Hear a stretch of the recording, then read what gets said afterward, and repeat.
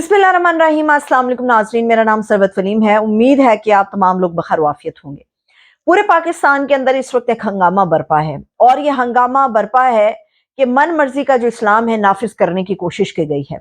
याद रहे कि पाकिस्तान इस्लामी रियासत है और यहाँ पर मुसलमान बहुत बड़ी तादाद में बसते हैं और इस्लाम के उसूलों को लेके यहाँ पर सख्ती का एक रवैया भी देखने में आता है।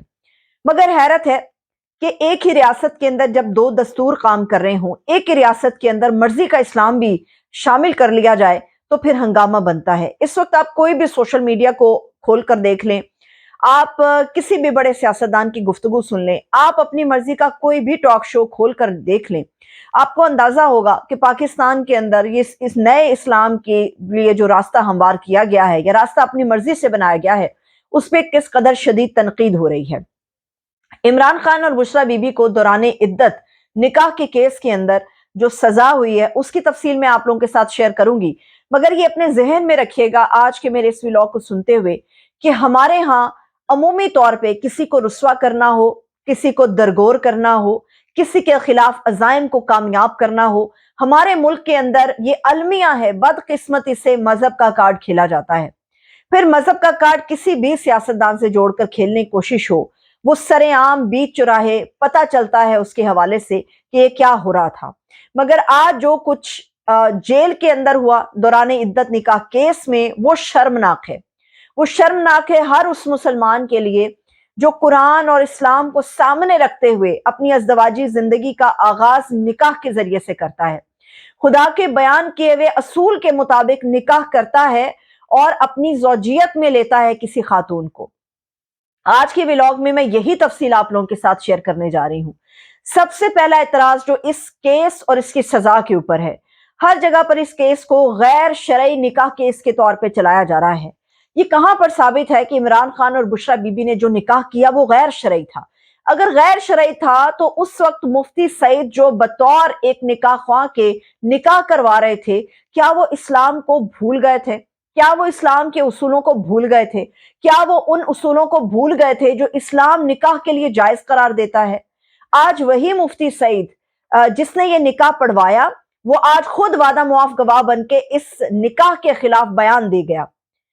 क्या उस मुफ्ती सईद को नहीं पूछा जाना चाहिए कि इस्लाम के नाम के ऊपर तुमने अपने नाम के साथ जो मुफ्ती लगा रखा है, क्या निकाह के वक्त जो तुमने ये निकाह पढ़वाया था, क्या तुम बराबर की सजा के हकदार नहीं हो? इस्लाम ये कहता है कि अगर निकाह के मामले के ऊपर झूठा इल्जाम किसी के ऊपर लगाया जाए तो उस शख्स की भी उतनी ही सजा बनती है जितनी किसी मजलूम शख्स को दी जाती है। क्या आज अदालत के कटहरे में खड़े मुफ्ती सईद से यह सवाल नहीं होना चाहिए था? क्या मुफ्ती सईद को उनके इस अमल के ऊपर इतनी ही सख्त सजा और इतने ही लाख का जुर्माना नहीं होना चाहिए था जितना कि इमरान खान और उनकी अहलिया बुशरा बीबी को हुआ? आगे इसकी तफसील की तरफ बढ़ने से पहले हमारे मुल्क के अंदर चलिए मान लेते हैं कि ये अदालत का फैसला है, तो अदालत किन उसूलों पे फैसला करती है?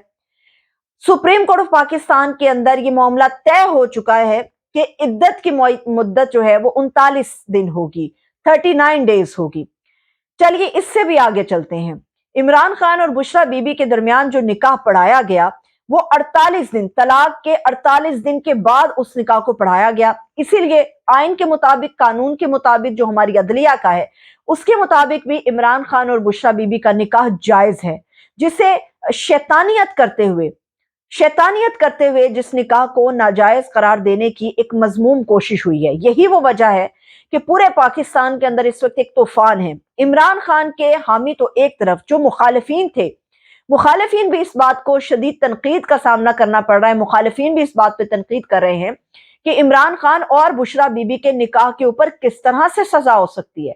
इस्लाम के लिहाज से एक जायज काम किया गया, उसके ऊपर अदालत कैसे सजा सुना सकती है? यकीनी तौर पर बुग़्ज़ इमरान है और बुग़्ज़ इमरान में हर चीज हर हद पार हो रही है। इरफान कादिर पाकिस्तान के साबिक अटॉर्नी जनरल रहे, मुस्लिम लीग नून का हिस्सा रहे।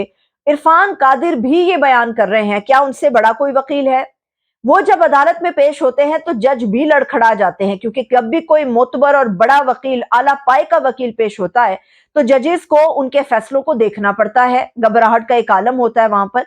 इरफान कादिर जैसा माहिर कानून आदमी भी ये बात कर चुका है کہ عمران خان اور بشرا بیوی کے درمیان جو عدت کے دوران نکاح کا کیس ہے وہ نہایت ہی کمزور کیس ہے اور اس میں سزا بہت مشکل ہے۔ 24 گھنٹے مشکل سے گزرے تھے کہ عمران خان اور بشرا بیوی کو آج جیل کے اندر جو ہے وہ سزا سنا دی گئی، 7 قید سزا سنائی گئی، 5 لاکھ روپے دونوں کے اوپر جو ہے وہ جرمانہ عائد کیا گیا۔ اس سے کیا حاصل ہوا؟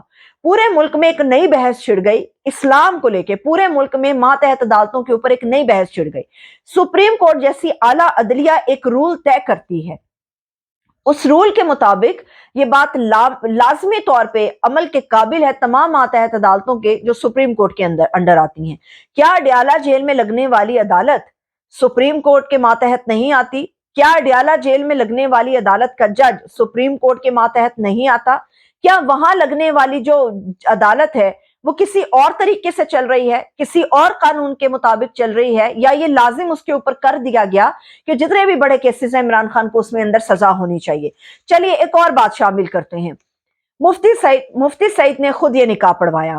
مفتی سعید کا ایک کلپ آپ کو آرام سے بڑی آسانی سے کہیں سے بھی ملے گا، جس کے اندر مفتی سعید یہ خود فرما رہے ہیں جب وہ خطبہ دے رہے ہیں اور خطبے کے دوران وہاں پر موجود لوگوں سے یہ بات کر رہے ہیں نکاح کے حوالے سے، جس میں وہ یہ طے کرتے ہیں اور یہ بتاتے ہیں کہ شریعت کے لحاظ سے جتنے بھی فقہ ہیں، فقہ کرام جو ہیں وہ بھی یہ واضح کرتے ہیں شریعت کے لحاظ سے، اگر عورت خود یہ بات کر دیتی ہے کہ میری عدت پوری ہو گئی تو اس کا مطلب ہے کہ اس عورت کا جو نکاح ہے وہ آگے ہونا جائز ہے، وہ آگے نکاح کر سکتی۔ ایک عورت اپنے معاملات کو کسی دوسرے شخص سے زیادہ بہتر جانتی ہے۔ خدا کے کام میں یہ مداخلت ہے، خدا کے ساتھ ایک اعلان جنگ ہے جو آج بشرا بی بی اور عمران خان کو سزا دی گئی۔ یقینی طور پہ الیکشن سے پہلے ایک مذہبی کارڈ کھیلا گیا اور یہ مذہبی کارڈ کھیلنے کا فائدہ آپ کو ہر جگہ پر نظر آئے گا۔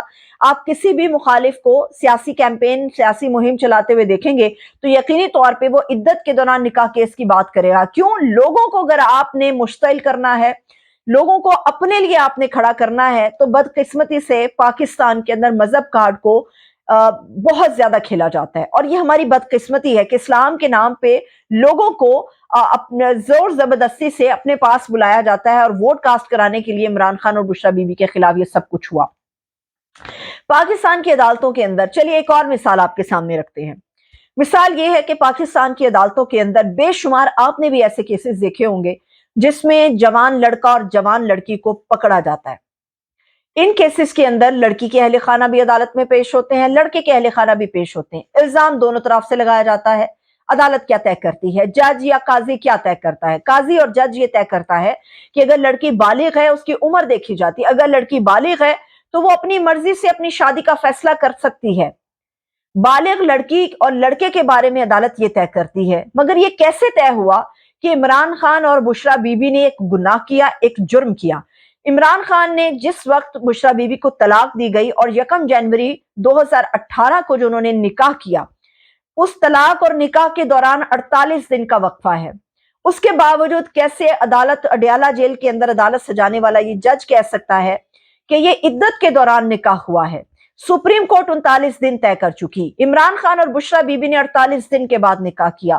مفتی سعید اور دنیا میں پاکستان کے جو بڑے بڑے عالم ہیں، جو فقہ کرام ہیں، وہ یہ کہتے ہیں کہ ایک عورت کی گواہی کافی ہے۔ اگر وہ یہ گواہی دے دیتی ہے کہ میری عدت پوری ہو چکی ہے تو کوئی بھی معاشرے میں کوئی بھی دوسرا شخص اٹھ کے یہ بغاوت یا اعلان نہیں کر سکتا، یہ جنگ نہیں کر سکتا۔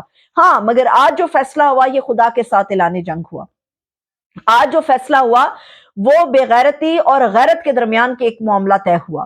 آج جو فیصلہ ہوا اس نے بڑے بڑے دنیا کے اندر موجود مسلمانوں کو پریشان کر دیا کہ ایک ایسا آدمی جو اسلام کی بات کرتا ہے، ایک ایسا آدمی جس نے حقیقت میں اسلام کی بات عالمی فورم پہ کی، ایک ایسا آدمی کیسے عدت کے دوران نکاح کر سکتا ہے؟ یاد رہے کہ عمران خان کو جب یہ شائبہ دیا گیا مختلف طریقوں سے کہ عمران خان نے عدت کے دوران نکاح کر لیا ہے، تو دوبارہ مفتی سعید سے عمران خان صاحب نے رابطہ کیا اور ان سے پوچھا کہ کیا واقعی ایسا کچھ ہے؟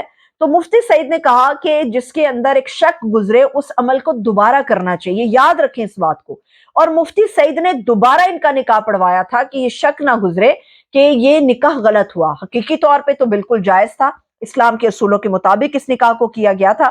اب یہ کیسے طے ہوا کہ یہ سارا کچھ ہو گیا؟ तीसरा एक अहम सवाल जो बाकी अपनी जगह पर मौजूद है, अदालत ने यह फैसला सुना दिया कि इमरान खान को और बुशरा बीबी को 7 साल कैद, साथ साथ दोनों को कैद होगी, 5-5 लाख रुपए जुर्माना होगा।